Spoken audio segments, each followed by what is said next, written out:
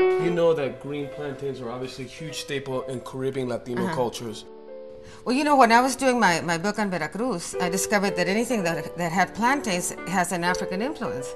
Because the plantains, I think, come from the Canary Islands, which was the first stop, you know, for the slave ships. You know, when Cortés landed in Mexico in 1519, he already had with him an African slave. And with them, they brought a series of ingredients. And one of the ones that we have here is such a huge staple in a lot of the diets. And the way to kind of work with this plátano verde or this kind of starchy variety of plantain is to actually cut the tips off.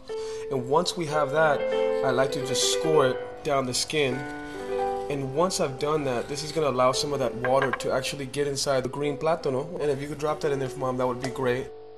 You know that it's time to pull it out once the skin gets black. Okay. Okay, and then that means that it's a good sign. Obviously, we'll take it out, we'll let it sit, and once we do that, we'll show some people how to make some really interesting preparations with it. After we've cooked it, and it's taken about 3 to 5 minutes, it's turned black on the outside, it's cooled down. As you can see, all those openings that we had made earlier have opened up, and then you just start peeling away. And now we're going to make something called mariquitas.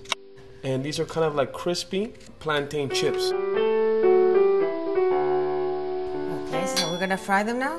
Yeah, Mom, now that we've actually sliced them thin, I really recommend doing this kind of right before you're ready to cook, because this is, will prevent them from drying them out, okay? We have a pan here, 375 degrees, 350, somewhere around them. You kind of want it at a higher heat because they're so thin. Okay. You want them crispy as well. So just really carefully, you place them in the oil, and this is gonna take not more than a minute. And the whole goal here is to obviously crisp them up.